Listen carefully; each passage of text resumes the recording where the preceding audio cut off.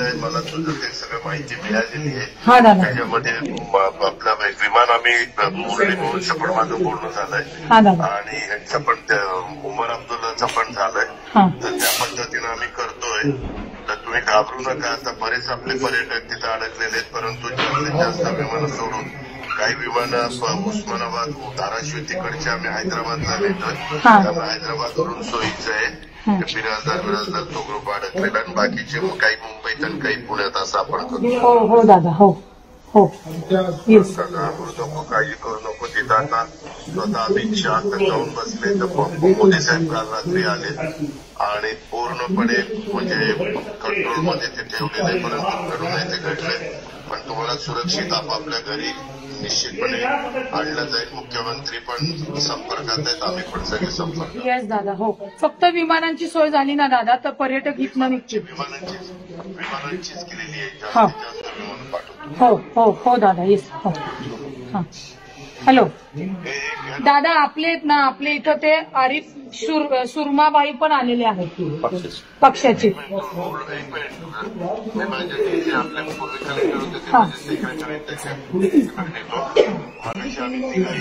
मुरलीशी बोललोय. मुरलीने मला तिकडं सगळं कळवायला सांगितले.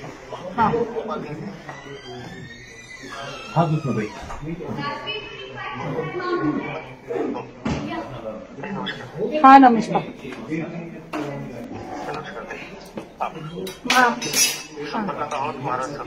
हो,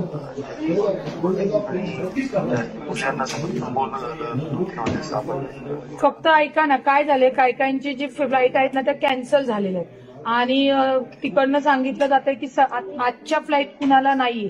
तर माझं असं म्हणणं आहे की जास्त विमानं सोडली ना तर ही लोक श्रीनगर सोडल्यानंतर जरा सेफ राहतील, कारण का प्रचंड घाबरलेली आणि अडचणीमध्ये सगळे थांबलेली. हो हो हो, येस हो, येस. मी माझ्या पूर्ण फॅमिलीसह आम्ही सर्वजण श्रीनगर जम्मू काश्मीरला फिरायला आलो होतो. आजचा हल्ला झाल्यानंतर इथले पर्यटक प्रचंड घाबरलेले आहेत आणि आम्ही सर्वजण सुरक्षित आहोत, परंतु पर्यटक एवढे घाबरलेले आहेत की काही काही पर्यटक आजच आलेले आहेत. काही 2 वाजता पहलगामवरनं निघालेले आहेत आणि 2:30 वाजता ही घटना घडलेली आहे. काहींच्या पर्वत आणि त्याच्यानंतरच्या फ्लाईट्स आहेत. त्याच्यामुळे माझी महाराष्ट्र शासनाला विनंती आहे, माझी मुख्यमंत्री देवेंद्र फडणवीस साहेब, अजितदादा उपमुख्यमंत्री आणि केंद्रीय मंत्री मुरली अण्णा यांना विनंती आहे की इथे जे पर्यटक अडकून पडलेले आहेत त्यांना उद्या तात्काळ येण्यासाठीची सुरक्षित सोय करण्यात यावी, कारण का प्रचंड घबराट आणि सगळे पर्यटक आपल्या लहान लेकरा बाळांसोबत काश्मीरला खरं फिरायला आले होते.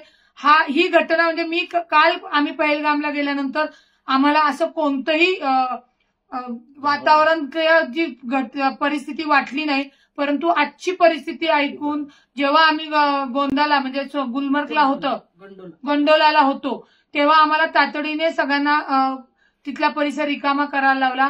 माझी कृपया महाराष्ट्र शासनाला विनंती आहे, जे इथे महाराष्ट्र, कर्नाटक, गुजरात ही जी सगळी पर्यटक जवळजवळ 80 ते 90% आहेत आणि ती इथे अडकून पडलेली आहेत, प्रचंड घाबरलेली आहेत, त्यांना उद्या तातडीने सुरक्षित मध्ये विमानतळावर नेऊन आपल्या राज्यामध्ये येण्यासाठीची जी विमान सेवा असेल ती त्वरित तयार करून द्यावी.